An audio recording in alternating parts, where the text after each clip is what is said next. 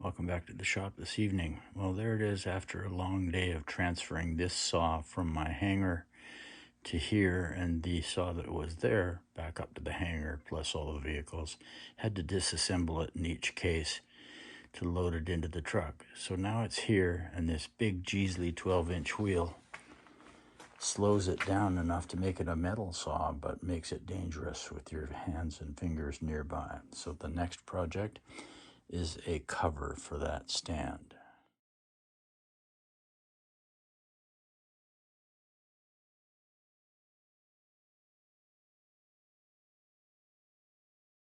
The shop, this is the design phase of the guard for that massive 12-inch wheel that's coming off of the motor at the bottom of the saw. And I have a piece of 1.5-inch strapping that I can bend into a semicircle. And I think if I put two little tabs coming off the legs here that are 3 inches long or so, maybe 3.5, not much more, I still have enough to bend the semicircle. And once it's bent, then I think I'm going to use some welding skills, or lack thereof, to put the face on the guard. Well, I cut off 2 tabs, drilled the pilot holes for the 1/4-inch holes that I'm going to mount them with, and now I'm just going to drill those 1/4-inch holes.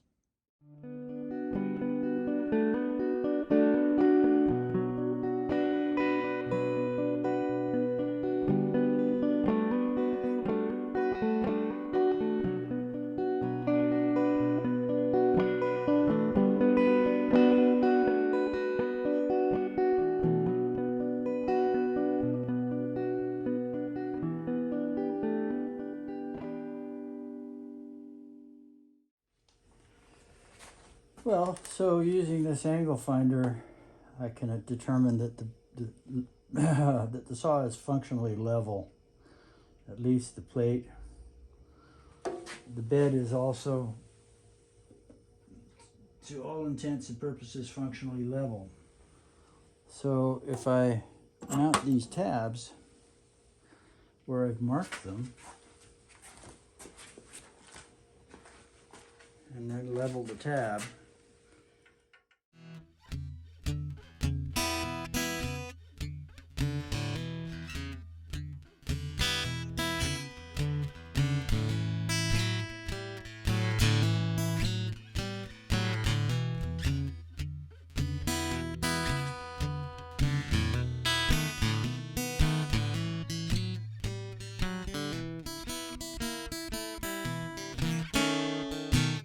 pretty sure that during that whole process I didn't check the camera angle, but here's the first support bracket mounted to the leg. It's just loosely mounted and drilled oversized for a little bit of maneuverability, and I haven't, of course, rounded off the corners or done anything that I'm going to wind up doing at the end of the game, but that will fundamentally support whatever shield I've created. Well, it seems like a lot of work just for having put 2 tabs on, but that's the foundation for the guide or the guard, and I'm exhausted, so that's the end of this day.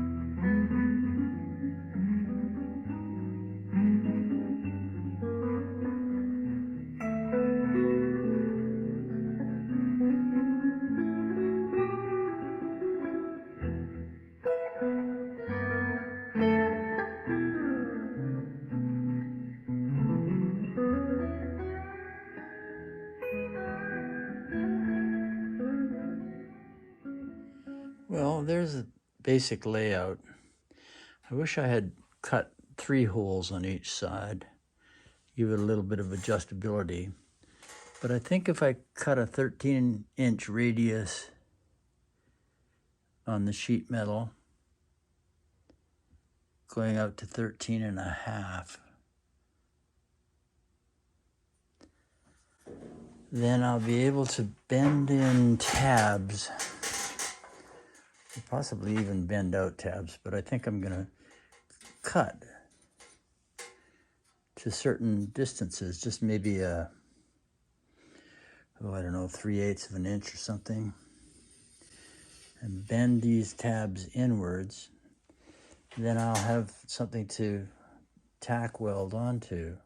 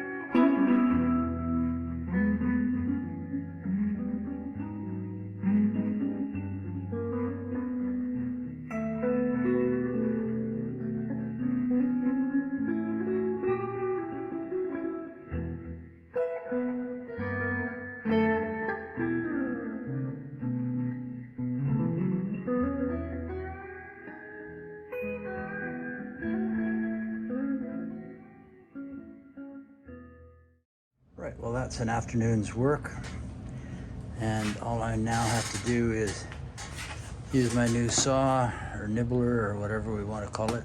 Shear, I guess, is what it is. A Makita shear, to cut this pattern out.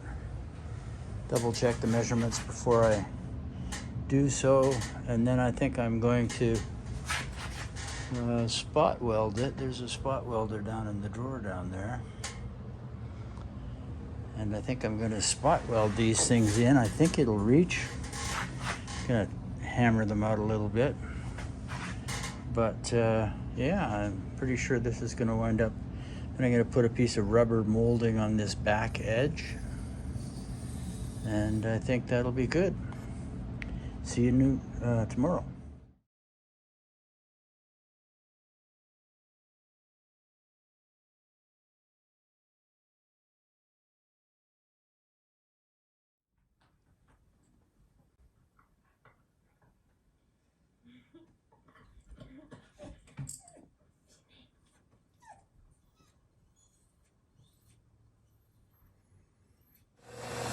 Cutting a brace for the lower part of the guard so that when I take it apart,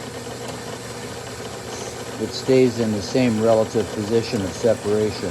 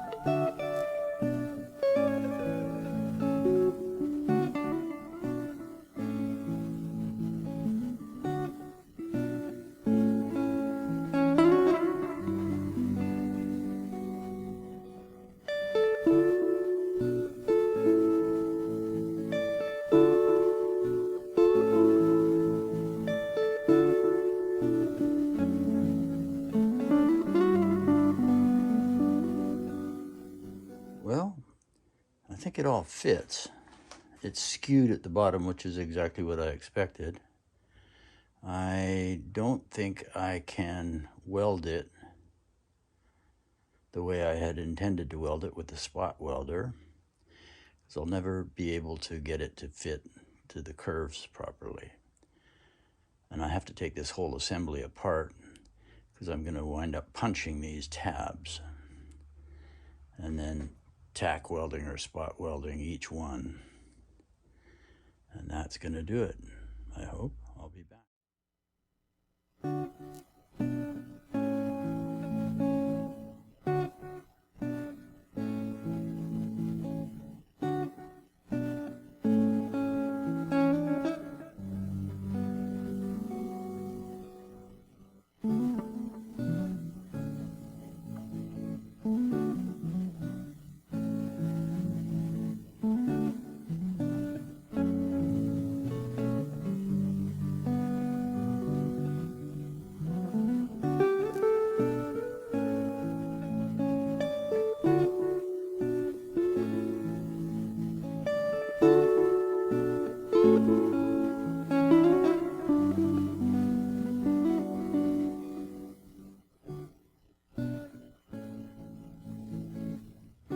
Well, apparently I missed the welding.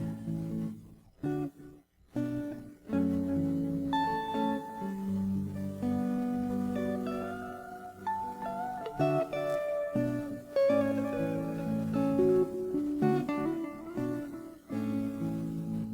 going to start telling you what's really going on in the shop sometime soon, but not today.